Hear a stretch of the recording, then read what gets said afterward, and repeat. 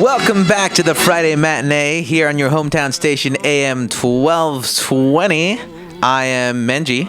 Yes, and I am T, and Menji is my co-host today. Since I am Georgeless, I am normally here with George Cummings, our morning show host. We do this show. Friday Matinee is an opportunity for us to sit with creative people that have, primarily we talk to Santa Clarita residents. Every now and then we'll bring someone else in to talk about the craft of artistry and what is being made out there in various mediums. Today we're going to talk to Andrea Robinson. She's a local author here in the Santa Clarita Valley, and we're going to hear all about her book that is available on Amazon.com. Hello, Andrea. Welcome to the program. Thank you so much. I'm really excited to be here. Thank you. Okay, so your book. I had an opportunity to glance through the synopsis of this, Grace of the River's Nest. And so immediately here I'm thinking to myself, I'm picturing something that's very, I don't know, I'm picturing nature and I'm picturing green and something that's very peaceful. And then I start reading your synopsis about someone who's grown up in the majestic California redwoods. I'm there. I'm from Northern California, Santa Cruz. So I'm thinking, this is relatable. And then Grace Adams, growing up along the Russian River and traditions. And then it's like, wait a minute. Now she's got to live with her frigid grandmother. This is getting a little more relatable than I might like. This is a very intense family story. It is an intense family story. Give me as we were talking earlier, we always talk in Hollywood about the elevator pitch. So we have the elevator pitch where you've got just a few seconds of someone's time. And why should they read Grace of the River's Nest? Well, Grace of the River's Nest is truly an intense story. It is, everybody has had their issues in their family, and this is just one of those stories.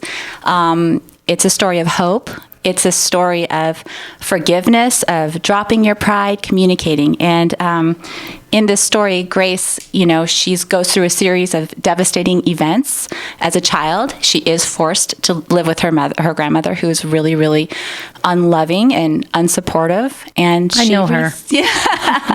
Unfortunately, so there's a relatable story. There's a relatable. And then it gets better. She receives a gift, an unexpected gift on her 18th birthday.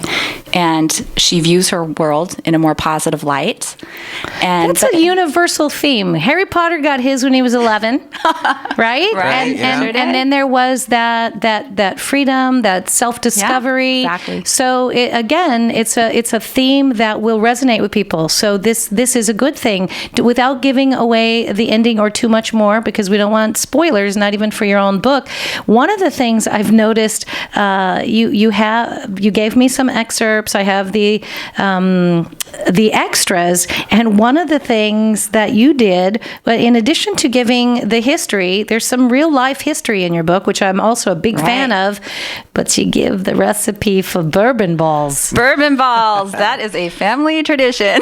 Now, is that something from your household? That is something from my household. It goes way back, and now that we're adults, we are allowed to help with the bourbon balls, and half a cup here and a quarter cup, here. Oh yeah, a little bit for the recipe, a little bit for the cook. I've seen that meme on Facebook. Yeah. Now you have, speaking of Facebook, people can learn more about Grace of the River's Nest by going to Andrea Robinson, Andrea Robinson, Robinson, to learn more about the book. They can get it on Amazon.com.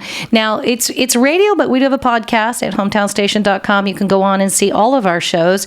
There's a tiny little blue cat that you've brought with you. He's wearing a red and a blue high top sneaker. Mismatch. Who is that? This is Pete the cat. I brought my 4-year-old son. I picked him up from school, and they're letting him take this home for the weekend. So Pete gets to record all of the things he does over the weekend. So here he is on the radio. So you have your child out there who brought Pete in.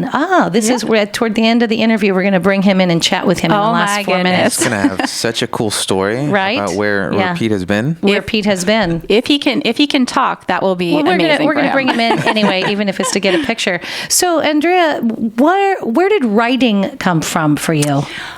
For me, writing really started when I was about 8. My grandmother bought me a Pac-Man diary. And so every day I wrote in my Pac-Man diary, and that led to another diary and another diary. And I have maybe 20 now. Once you're a writer, you're just a writer. It's in your blood. And it's like I always say, some people chew their nails. I have to do this with a keyboard, either the piano or the computer. Yeah, me too. So it was your healthy compulsion. Yeah, I loved it. And so that went to, writing songs, poems, essays. And finally, I thought, I just need to do this. I need to write a book because I have a story to tell, And I sat down after a visit to Michigan with my grandparents that I hadn't seen in a really long time. And I learned a lot of family stories. And I thought, wow, I really, really miss that bond with my extended family. And when I left there, after hearing all of these stories from my, family, I really felt connected to them. And I felt a bond that I didn't even know was missing. And so I thought, wow, I could put those emotions in with the setting of the redwoods that I absolutely love. And I kind of married them together. And, books sometimes write themselves. And as I, typed on my keyboard, the story came out. The people came to you. Now, if you don't mind, writing about family or writing about family dynamics can be very sticky as a writer because people will come to you and say, am I in there? Have you found, and are you at liberty to say, are they in there? Okay. Some people are in there, yes. Will they recognize themselves? Yes. In a good way? It is sticky. This is sticky. I wasn't prepared for this, but they will recognize themselves, hopefully in a good way. And, and I use a lot of people just from my community growing up. Yeah. And so I used a lot of real names, which I thought, is this okay? So then I went back and changed. I sometimes, yes, I think it's a great honor and a tribute depending on how you write the characters. But again, whenever you write those family dynamics, people either in your family or outside of your family, they sometimes wonder, and there are lovely, do you find you have composite characters where maybe one person takes on, because like Andrew, as a filmmaker, sometimes when you're working with an actor or actress and you're trying to bring something to the table, they need to sometimes bring somebody they know into that character. Do you find that that's important to make those complex associations? I think it's very important to make this multi-dimensional sort of a character, and really a lot of the using the same name as well. That's completely fine. You know what I do for names? I actually look at realtor names. Names. They're just scared about. No one's ever going to know, I don't think. So there you go. I have realtor friends though. What if I use their real names? Yeah, you need to start looking across the country. All right. So now that the book is finished, the book is available on Amazon.com, Grace of the River's Nest. How did you feel sending your child out into the world, and not just your child, some of your family went too? How does that feel? It was really scary. I have to tell you, I not only had this thing professionally edited, I went back and read it about 100 times. I had my sister-in-law proofread it. I was so scared. It's a really scary feeling to push that publish button. It's your baby. It's your baby. And so it went out, I celebrated, and then I kind of freaked out a little bit because I thought, oh gosh, boy, some people are going to read this and maybe not be okay with it. But no, it really is a good story. People in my family are in a good place. The story, I'm not supposed to say, but it is a message of hope. And so it's a hopeful, happy story. It's not all super intense. And so, it feels good to have it out there. Anytime you extend yourself even, let's say you have a neighbor who undergoes a horrific accident or a tragedy, and you extend yourself and you enter into that home, it's a very complex situation, but you give of yourself. And in your book, you've sort of done that at a much larger level. You've given of yourself to some things in your book that are very hairy. They are very tragic and will definitely elicit tears. There's no way you're reading your book and not crying. But the idea that you bring it back around to what do we have to offer as human beings? We have hope. Exactly. We have, if we have that, what's left? Right. Maybe good teeth. I don't know. So now you live in the Santa Clarita Valley. How long have you been here? I have lived here for 12 years. I moved here when my husband and I got married. He moved here from England when he was 8, and he does not have his accent. I always get that question. He lost his accent. Darn it. But so he's lived here almost his whole life, and I just love it here. I mean, you talk about community and reaching out to others. I love it here. This is a growing city, but it still feels really small. It feels like a small town still. Having been here for 12 years, your child's how old again? Forgive me. I have a 4-year-old, an 8-year-old, and a 10-year-old. So have you had that mom experience where you've gone to the market in your slippers and it's like, oh, I know those people? I always wear makeup, and I have totally done that. I'm like, I'm just going to run to the store without makeup on. And I ran into the beavers, and they... You never... I was so embarrassed, but... In the Santa Clarita Valley, you never go to the market without seeing somebody you know. It's true. My brother comes here from Arizona to visit, and he can't believe every time we go out, we run into people we know. I love it here. Absolutely. It's a wonderful community.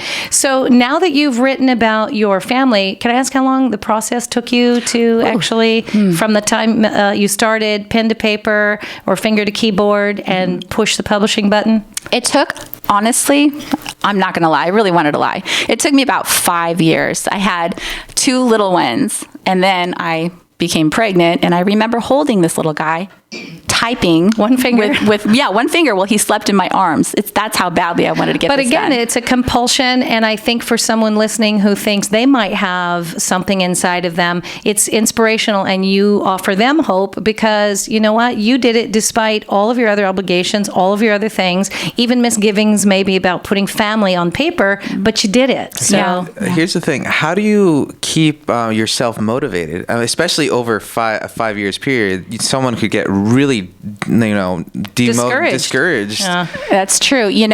Writing every day helps. Mm-hmm. And I didn't write every day for 5 years. But what I did do was I started another story halfway through, and I wrote about 40 or 50 pages, but it takes place in Brooklyn, and I've never been there, so you can't write what you don't know. But it's the exercise. It's what they say, writers write. Writers and write. Even if you're not writing the great American novel or the next great screenplay to give to Andrew Menjivar to turn into a film, think about that. The idea that you are constantly working at your craft is so important, and I think for anyone who wants to be a writer, you have to tell yourself. There's another joke in the writing community, fanny in seat. And that's what it takes. You have to have your fanny in that seat writing. And so that's what you did. You did a little every day, even if it wasn't towards your book. Yeah, I did. So now, being in Santa Clarita, you've been here 12 years. You wrote about the family. Mm-hmm. Again, Andrea Robinson, Grace of the River's Nest, available on Amazon.com. Are you going to maybe write about Santa Clarita? That's funny you asked that. I have a story planned for Santa Clarita. It's a Christmas story. It's going to snow here in Santa Clarita. Oh, it does. Have you heard? I have. I've been here in the snow, sort of. It's a little snow, dusting. Yeah. No, we get it. But okay, so in the story, Santa Clarita's going to get the snow. I do. I have this great Christmas story. I have a lot of it written out, and I'm really excited for it. It's another happy, it's leave your busyness, aside sometimes and kind of focus on what's really important. Okay, so one now, of those. You have the book. You're thinking about a second book. Again, our Andrew Menjivar here is a filmmaker. You're living too close to Hollywood to not consider perhaps something like a project for your book. Have you ever, because you got excited when I mentioned it, do you see it in your mind?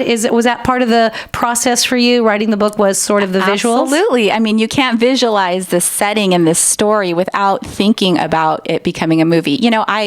I think about Fried Green Tomatoes, and this book has journal entries that go back, and there's a whole life that goes on in the 40s and the 50s, and I so see that in this book. There's definitely a place for it. Fried Green Tomatoes, Ya Sisterhood, mm-hmm. Terms of Endearment, all these other films that are family-oriented, Steel Magnolias. Yeah. So there's definitely a place for that. Do you ever think of putting your book into perhaps a book club to have them read your book? My friend is in a book club, and Lisa, you want to do it? I would love that. I don't know really how to go about doing that. I'm brand new at this. I only published this January 21st, and haven't thought about marketing or how It's to the get myself hardest. out It's there. the hardest part. So I'm going to suggest that if you're listening and you would like to learn more about Andrea Robinson, go to her Facebook page, Andrea Robinson, Robinson. That's at Facebook. The book is called Grace of the River's Nest. It's a long history of this particular family, and again, you will not read it without crying, perhaps laughing, and the idea that you get a marvelous recipe when all is said and done for one of Andrea's family long time tradition bourbon balls. It's like, oh yeah, you're going to be bringing some of those into the station. And I think a book club. I think some people need to go to Amazon.com, get the book, and maybe start doing some book clubs. That's how The Help got to where it was. Wow. FYI, just like to Okay. throw that out no there. one wanted anything to do with The Help before it was a movie. Yep. Wow. Like, it was... You go speak to that a little bit. Tell Andrea about that. Okay, so the author wrote the Help, and it was not this big seller as it was. It was sort of like a little release, and then suddenly Little groundswell. Her friend, who was a producer in From Hollywood, college. said, "Hey, can I adapt the film?" And it's like, "Yeah, go for it." There's it's not that big, and then it turns out to be nominated for so many That's Oscars. It's incredible. like, And it was a family story that touched hearts, that really meant something to people. And aside from the fact that he assembled an incredible cast, and Right. it was a true helps. Yeah, that helps. It was a true labor of love and creativity. So yeah, something else to think about. So thank you. if Grace of the River's Nest, if you said your family's from where? I was born in Michigan. My extended family is in Michigan. And then my mom moved out here when I was younger to California. And then Frosty Grandma, that she went to live with someone. Was that a personal experience, or do you know someone who did something like that? Or or was that like a bit of a writer's construct where it was, what if I had her go, that way the story could be revealed through this? Or, was there something to that process, or did it just happen organically? Well, Frosty Grandma she's actually a real person.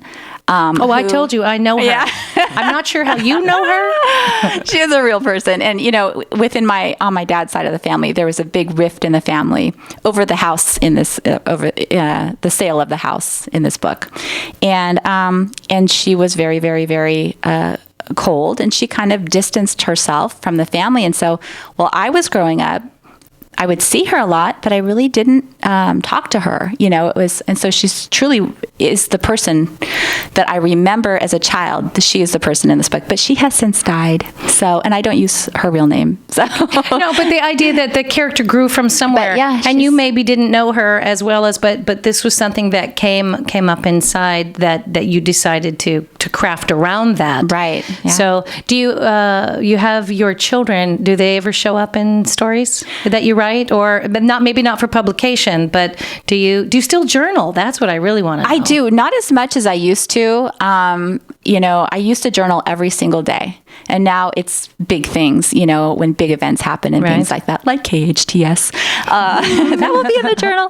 But I do sometimes. My kids I do use their names in the book. In fact, my son is the antagonist in this book. Poor guy. I know. And he let me borrow Pete the cat. That was so lovely of him. I know. Pete the cat might be poison. We don't know yet. No, we'll see. Luckily, he can't read yet. So now, do you encourage your children? Are you going to encourage them to read the book, or to express themselves through writing? Absolutely. My daughter wants to be a writer, and she writes all the time. My other daughter writes too. My younger one too. But my older daughter, Kendall, started reading Grace, and she really likes it. Oh, lovely. So, it's lovely. really fun. It's fun to hear that from my daughter. The writing is therapeutic. I one of the things I did for my daughter when she started junior high was I handed her a journal and a pen, and I said, "Here's the thing: you're not going to like me very much over the next few years, and I want you to write it all in here. You can say it to your idiot friends, and you can write it in here, but don't say it to my face because I deserve respect." Yeah, and if you still feel the way you did, a day later after you've written it, come on in, bring it in, tell me all about it. I have done the same thing,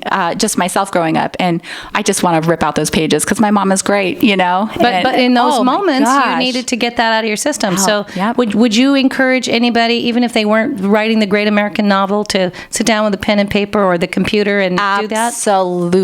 Absolutely. And I think, it's not only therapy for yourself, but, if you go the positive route and you write about, the good things, your family is going to have that for years and years and years, after your death. And it's going to be a really valuable legacy. Maybe put a little disclaimer, by the way, how I feel tomorrow might not be the way I feel tonight. I was 14 when I wrote this. Yes, exactly. Andrea Robinson, thank you, Santa Clarita resident, for coming in to talk to us about Grace of the River's Nest. This book is available on Amazon.com. You can find her on her Facebook page, Andrea Robinson, AndreaRobinson. I love that your writing is not just therapeutic, but that you have given a little chicken casserole almost to the world in the way of a book that is warm and lovely, and that you're offering hope within those pages. So thank you so much. Thank you for very kind words for doing that. Andrew, you're going to consider making it into a movie, aren't you? Do it. We'll see. I'm actually very nervous about adaptations myself. But maybe you'll know someone who can do that. Right. When we come back after the break, we'll talk a little bit more. I'm actually going to bring Andrea's son in here. I want him to talk about Mom for a moment, and we will do our wrap up here on the Friday Matinee at your hometown station, AM 1220 KHTS. We'll be back right after these messages. Welcome back to the Friday Matinee here on your hometown station, AM 1220 KHTS. I am T with my stand-in co-host today, Menji. Menji is part of the show today because I am George-less. I don't have George with me today. He's off doing another project. We look forward to hearing from him next week. We've been talking with Earlier, we had Cameron A. Mitchell, filmmaker, writer, producer, young artist of DBS Films. We are also talking with Andrea Robinson. She's a local resident here in the Santa Clarita Valley. You can find her on Facebook at Andrea Robinson, Andrea Robinson, Robinson. She wrote a beautiful book called Grace of the River's Nest. It's available on Amazon.com. I highly suggest you look into it. And I brought Dean in, her son. Dean, there's an audience. They're gonna clap for you because this is important. You and Pete the cat. There they are. They're saying welcome to the show. Let me ask you, sir, how old are you? 4? It's radio. You got to actually say it because we can't. Yeah, say how old are you? 4. Do you like being 4? Yeah. I understand that Mom is a writer. Mom wrote a book. So, and you brought in Pete the cat, you had to bring him home from, where did he come from? Stool. He came from school, and so you're going to have to write about Pete the cat and where he went, right? So you're a writer too. Mom's a writer. You're a writer. This is very exciting. So where did Pete the cat go today? Can you tell me where you are? The radio station. You're at the radio station. That's right. Have you ever been in a radio station before? You're thinking about it, maybe in your last life. Have you ever been in? Yeah? So, no, you never been at the radio station. Is it kind of interesting? A little bit interesting? Yeah. Do you think Pete the cat has enjoyed being here? Yeah? You could say yeah. Yeah? Yeah. Let me ask you real quick, Dean, and it'll be the last question. I don't want to pressure you or anything. Do you like that Mom writes? Is it kind of cool that Mom's a writer? You have to say it. Yeah? Yes. Yeah. Are you gonna? Do you like to read? I lied. There's one more question. Do you like to read, Dean? You like to read? No. Not really. No, But not yet. You know what's really fun though? Does Mom ever read to you, or Dad? Do they ever read to you? Yes or no? Yes. Yeah, so that's what makes a reader. And someday readers grow up to be writers because they had somebody who read books to them. So that's very cool. Andrea, I wish you all the luck in your next projects. I think this is amazing. And Andrew Minjavar, what's your website again? It is thecallsheet.tv. That's where all the podcasts are, including that list of 20 things every filmmaker should know if you want to complete that list and know what is number 1. Awesome. Andrew, thank you. You're listening to the Friday Matinee here on your hometown station, AM 1220 KHTS.